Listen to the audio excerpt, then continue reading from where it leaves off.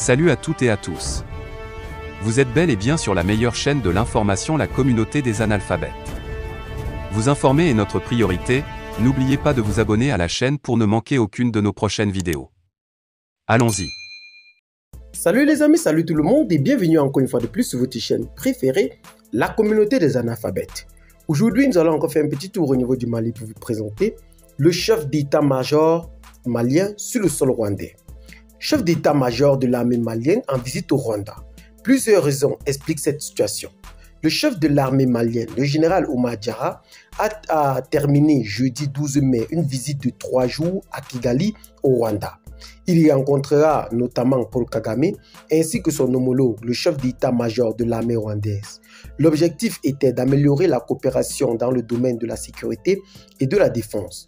Le général Oumar Diarra s'est exprimé au micro de la télévision nationale rwandaise sur la stabilité du Rwanda et la capacité de son armée à détruire notamment au Mozambique avant d'énumérer les objectifs de l'armée malienne. Je cite: « Il s'agit de renforcer nos capacités et de travailler de manière indépendante pour défendre notre territoire », a-t-il déclaré. Ainsi, la coopération bilatérale en matière de défense et de formation militaire figurait sur la liste des discussions. Sorti de son isolement diplomatique, est devenu une véritable priorité. À Kigali, le chef d'état-major malien a rencontré Paul Kagame, le ministre rwandais de la Défense, mais aussi Jean Bosco Kazura, chef d'état-major de l'armée rwandaise, en abrégé RDF, et expert du Mali depuis qu'il a été commandant de la MINUSMA entre 2013 et 2014. Il s'est également rendu à Bamako en octobre 2020 pour une visite de travail où il avait déjà rencontré des responsables militaires. Pour le savant Paul Simon Andi, l'arrivée d'une délégation malienne au Rwanda cette semaine est le signe que Bamako a pris conscience de son isolement et tente de lancer une offensive diplomatique contre certains pays. Le Mali a réellement besoin de sortir de cette forme de solitude dans l'orchestre où se trouve depuis un certain moment pour renouer les liens forts extérieurs, ce qui pourrait lui garantir son avancée. Eh bien les amis, ce n'est pas tout actuellement pour ces vives tensions qui ne cessent de monter du côté de Bamako en ce moment. L'affaire de Jean-Yves Le Drian préoccupe tellement la communauté internationale et le peuple malien. Nous espérons qu'il se présentera à sa convocation. Suite à la convocation par le pôle économique et financier malien du ministre français des Affaires étrangères Jean-Yves Le Drian et de son fils Thomas pour atteinte aux biens publics et autres infractions aux dépens de l'État du Mali.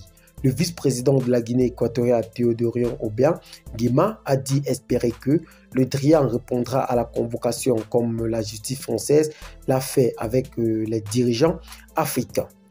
Comme la justice française le fait avec les dirigeants africains, nous espérons que Jean-Yves se présentera à sa convocation le 20 juin sous peine d'un mandat d'arrêt international, a déclaré Obiang Nguema comme rapporté par LSI Africa ce jeudi 12 mai 2021.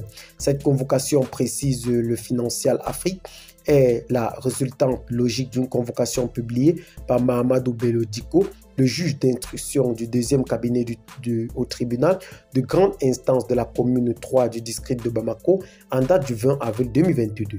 À l'origine de cette convocation, la plainte d'une coalition d'associations de la société civile malienne connue sous le nom de Maliko à l'encontre du chef de la diplomatie française sur une affaire datant de 2015.